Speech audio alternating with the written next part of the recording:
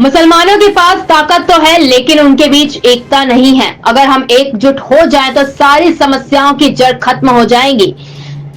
पूर्व मुख्यमंत्री और नेशनल कॉन्फ्रेंस के नेता फारूक अब्दुल्ला ने कश्मीर को जहन्नुम में जाने दो के बाद एक बड़ा बयान दिया है।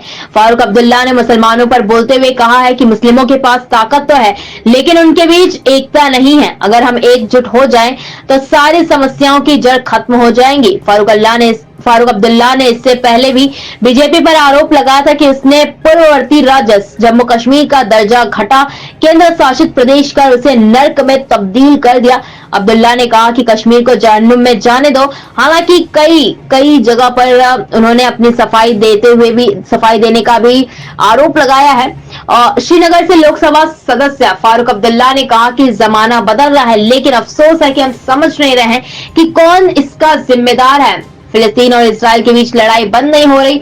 अमेरिका के राष्ट्रपति बाइडेन खुद वहां गए, इसके बावजूद युद्ध नहीं थमा। फारूक अब्दुल्ला ने कहा कि इस सब पर मुझे अमेरिका पर नहीं बल्कि मुसलमान मुल्कों पर अफसोस हो रहा है क्योंकि मुसलमान देश एकजुट नहीं है। फारूक अब्दुल्ला ने कहा कि मुसलमान देशों के पास पावर है लेकिन एकजुटता नहीं। अगर एकजुट हो जाए तो सारी समस्याएं ही खत्म हो जाएंगी। उन्होंने कहा कि हमारे देश को ही देख लीजिए। महात्मा गांधी ने कहा था कि हम पीड़ित पक्ष के साथ खड़े होंगे लेकिन आज क्या हाल है।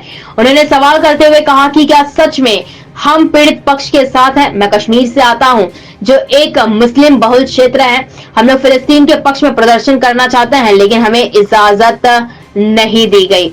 और अब्दुल्ला ने पहले भी कहा था कि मैंने कश्मीर में आग नहीं लगाई, जम्मू कश्मीर स्वर्ग था, इसे नर्क में किसने तब्दील कर दिया। क्या हम दिलों को जीत पाए हैं। अगर देश में कभी भी चुनाव हो सकता है तो कश्मीर में क्यों नहीं।